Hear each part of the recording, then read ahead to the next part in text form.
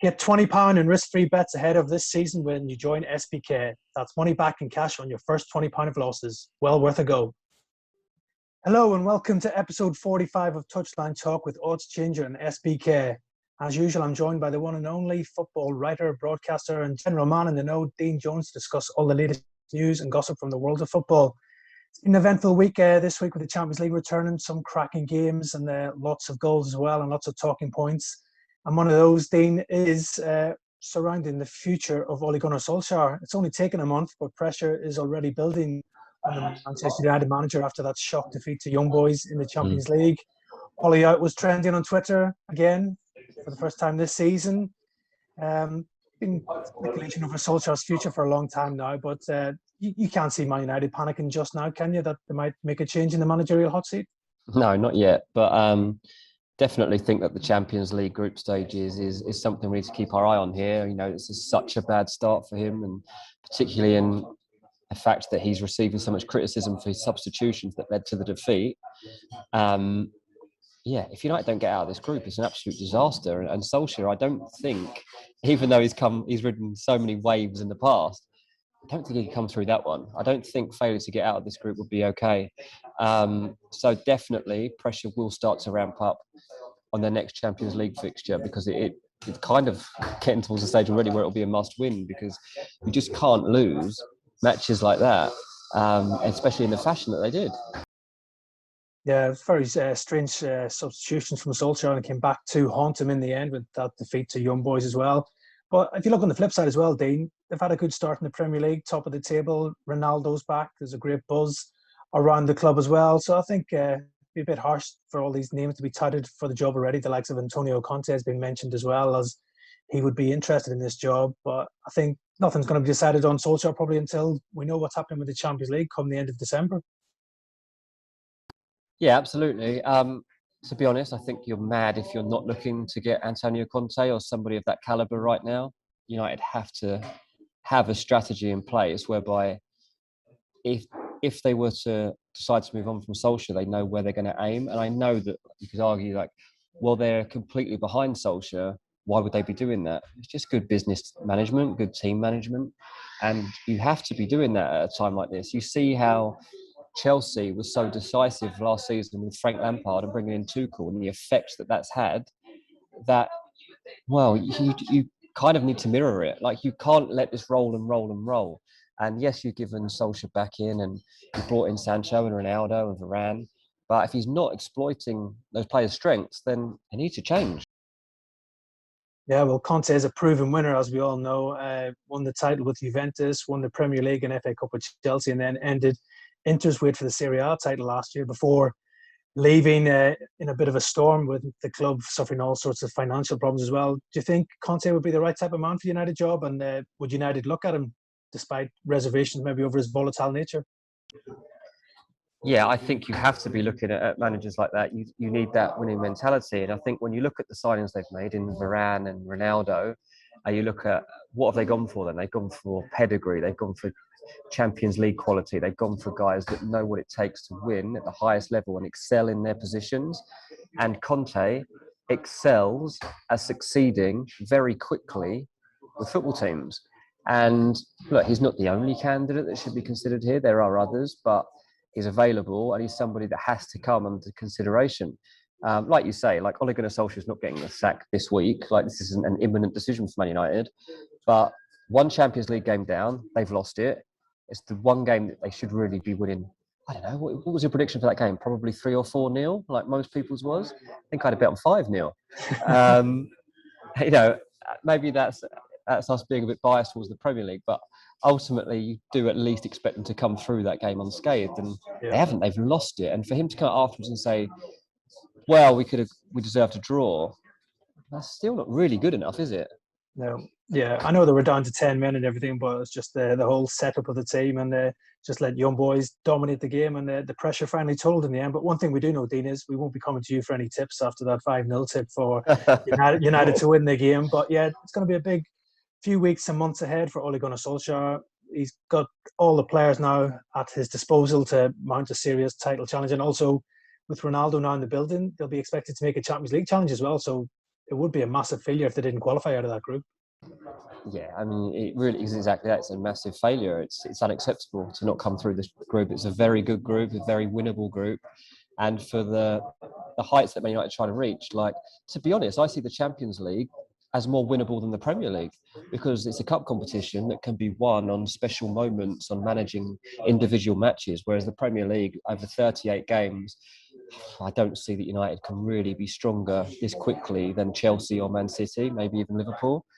But in the Champions League, there's always that potential that you can get through a game. And with Ronaldo, they've got that match-winning quality. So, yeah, all the pressure's on. Yeah, let's see what happens over the next weeks and months with regards Ole Gunnar Solskjær's future at Man United. Another manager who was trending out on Twitter during midweek was Ronald Koeman at Barcelona. Dean got a bit of a lesson from Bayern Munich in their game at the Camp Nou. Really disappointing performance from Barcelona. I think it was the first time they haven't had a shot on target in the Champions League since 2004 or something like that. So crazy stat that one. We all know the situation in Barcelona has been a real difficult summer for the Catalan Giants. Financial problems resulted in them seeing Lionel Messi move on to Paris Saint-Germain as well. But probably the manner of the defeat to Bayern Munich was probably what stood out for me in that one. And now Koeman's under massive pressure there with the president, Joan Laporta, holding a meeting with other board members late into the evening and into the early morning after that defeat to Bayern. Is the writing on the wall for Koeman right now?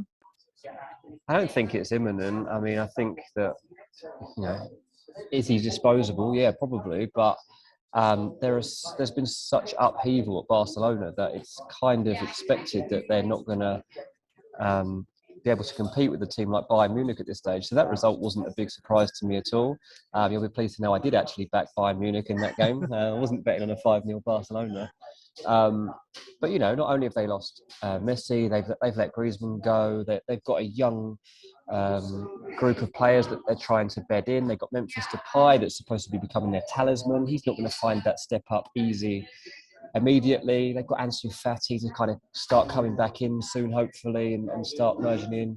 You've got young players, say, like Pedri and Frankie de Jong, and it's going to take time. You've got to be patient here. And hopefully I can see that. I don't see, like you say, I talk about Man United and think about the fact that this is a team that can be managed better, and they have a group of players that can go and win the Champions League. I don't think that's really the case with Barcelona. I think Koeman knows the group of players well. He knows the situation. He's been through this whole upheaval over the past year. He needs longer to get through this. Yeah, but we know we don't get time as managers, especially at the top football clubs. Barcelona being one of the European superpowers. The fans obviously aren't happy, and it'll be interesting to see if the board do stick with Koeman as well. But in that game against Bayern, they looked a million miles off even challenging for the Champions League, and that's probably the real sore point for Barcelona fans right now, is that they've fallen so far behind so quickly, and without Messi there to rescue them, it's going to be a long way back for them. Yeah, but it's kind of been like coming for about 18 months now. Like, we've all seen the way that Barcelona were heading, and we've heard the stories about how unsettled the place has been. So I'm not that surprised that it's come to this. It's gonna be a tough season. There's gonna be a lot of bad moments. I think even in La Liga, they're going to struggle to be in the title race. Like, I still think they'll be like probably third, but say that Atletico Madrid are ahead of them, and say Real Madrid are ahead of them right now. So there's a lot of situations that they've got to manage carefully and be sure that in maybe a year's time, they can come out the other side and start to progress. But I think that the biggest issue right now is ensuring that they don't fall too far off, because we've seen before, like, massive clubs have a bad spell, say AC Milan, and just completely fall away for a while. They can't let that happen, but it's not impossible. Yeah, you wouldn't rule it out right now, the way things have gone for Barcelona over the last 18 months to 2 years. They seem a long way off the rest of the European superpowers right now, but I think for most neutral football fans, they would love to see Barcelona back up there challenging at the top table of Europe. Sticking with managers, we've had the first managerial casualty of the season in the Championship, with Chris Hughton being sacked by Nottingham Forest after a dismal start to the season. Wednesday's defeat to Middlesbrough was their 6th from 7 games, leaving Forest rock bottom of the table with just 1 point. Not a massive surprise to see Hughton get the bullet, Dean, but it seems like Steve Cooper, the ex-Swansea manager, seems to be the preferred choice of the club's board to replace Hughton. Do you think he would be a good choice to come into the City Ground? Yeah, I mean, look, as soon as that game was over on Wednesday, I was getting texts of all sorts of people that might be in the frame. I mean, I had Jack Lester, Neil Lennon, Roy Keane, like they were some of the ones that were coming into me. We talked last week about the potential of a foreign manager coming in. But Steve Cooper does seem to be a leading candidate for the job. I believe that discussions are expected to kind of progress with him on Thursday. So we'll see how quickly this can kick on. But Steve Cooper doesn't always seem to be an easy an easy guy to land. I mean, Fulham looked very seriously at him over the summer and didn't go through with it in the end. So we'll see. I mean, it's a tough job. I mean, you just got to look at the record of managers going in there and failing and changing and bringing more players, and you just get layers and layers left over. And kind of the biggest problem right now is that they've got so much there, but so little substance. Seems like there's a jinx over Forest right now. Such a massive club, such a rich history as well. But like other clubs have fallen so far behind their rivals, they really need to get this managerial appointment right. Chris Wilder's also been mentioned in some quarters as being a candidate for this role. Speaking to some people close to him, I know he would be very interested in the Forest job if they were interested in taking him on board. Somebody like Wilder, who's got a proven track record of winning promotion, would be an ideal candidate, I think, for the job. That's what Forest fans are crying out for. They want promotion back to the Premier League where they feel they belong. So whoever comes in, there's going to be huge pressure on their shoulders, really. Yeah, absolutely. I think that one of the reasons that Cooper fits the bill is that they're supposedly looking after a guy that's young and attack-minded and embraces youth development. And I think that Cooper does tick all of those boxes. So I can understand why they're going down that route. But he's not the only guy that ticks those boxes. And I think that there are probably one or two candidates being spoken to already that are not in the public domain, and that they'll be deciding whether they push ahead with the talks with other people. Yeah, I would expect a quick appointment, I think, at the City grounds. Greek owners will be keen to get somebody in there to try and steady the ship because they don't really want to find themselves in a relegation fight. And Stephen Reid, who's taken temporary charge for this weekend's game against Huddersfield, is probably a good man to take over on an interim basis until Forest get the right man. But whoever they do get, they'll be hoping he's the right man to get their season back on track, whether that's Steve Cooper or Chris Wilder or maybe somebody else who maybe not been mentioned right now. One man who is constantly being mentioned, who we can't keep out of the headlines, is Harry Kane. Kane's future at Spurs was the transfer saga of the summer. I think it's probably fair to say, as his proposed move, his dream move to Manchester City failed to come off. Now the window is closed and City are unlikely to pursue any further interest in Kane. Could we see the England captain sign a new deal at Spurs, Dean? I know you've been across this story. Still got 3 years left on his current deal, but discussions ongoing maybe over a new deal to keep Kane at the club? Yeah, absolutely. So discussions aren't really taking place actively right now, but from what I understand, Harry Kane and his representatives are open to the idea of talks over a new contract, new terms on a deal at Tottenham, which is very interesting given that he was pressing so hard to leave the club over the summer. I don't think there's much doubt about that. Tottenham, in those final days of the transfer window, going back really to mid-July, were willing to put a new contract in front of Harry Kane and say, look, come and sign this, we'll improve your terms, stay with us. He didn't do that. But now he is open to it, and I think the reason for that is because they would like there to be a clause within his contract that would allow him to get out if this situation arises again, like the one we've seen with Man City.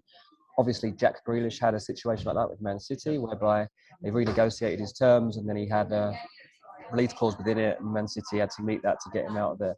At least that way, Harry Kane, if he was wanted again next summer, the clubs would know exactly the figure they had to hit in order to sign him.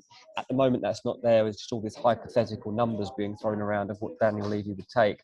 The problem is Daniel Levy doesn't really like release clauses. It's not the way he works. His feeling generally is that highest bidder wins, and if you meet and come in with an offer that's acceptable, then you can have my player. He doesn't like to preempt things by putting targets on people's heads that might become outdated. So yeah, typically it's something that's avoided at Tottenham, but maybe Harry Kane is an exception. Yeah, obviously a release clause, which we saw with Jack Grealish last year, took the power out of Aston Villa's hands. I can't imagine Daniel Levy would be too keen to see the power taken out of his hands regards Harry Kane, who still, as we said, has got 3 years left on his current deal. You get the feeling, though, Dean, that other options open to Kane now are sort of drawing to a close. If Man City have now moved on, what else is out there maybe to encourage Harry Kane to seek a move away from Spurs? Yeah, that's true. I mean, obviously, a lot can change over the course of a year. As it stands, Man United, you imagine, aren't going to sign Kane if they've just got Ronaldo. Man City, we're led to believe, won't pursue a deal right now.